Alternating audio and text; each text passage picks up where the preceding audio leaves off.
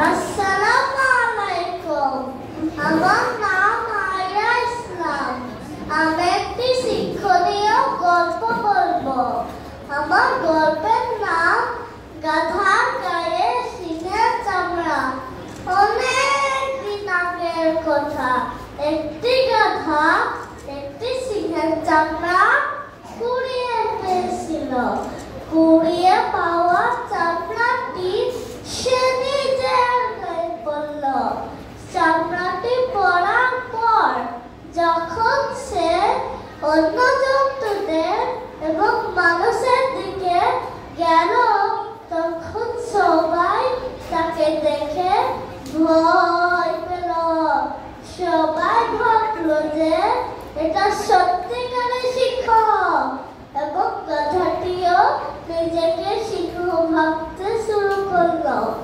একদিন গাধাটি শুনতে পেল কিছু গাধা ডাকাডাকি করছে। গাধাটি দেখাতে চাইল সে অন্য গাধার চেয়েও জোরে ডাকতে পারে।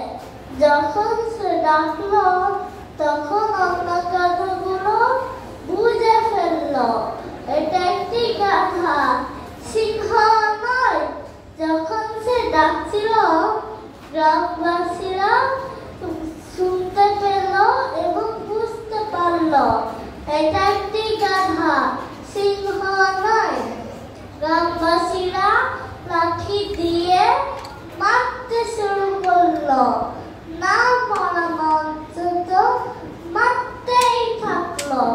এভাবে বেচারা গাধাটি তার বোকামির ফলস্বরূপ নিজের জীবনটাই দিয়ে দিতে হলো।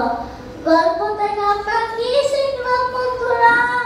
গল্প থেকে আমরা শিখলাম যে অন্যের জিনিসে লোভ করতে নেই। নিজের যা আছে তাই নিয়ে সন্তুষ্ট থাকা উচিত, কারণ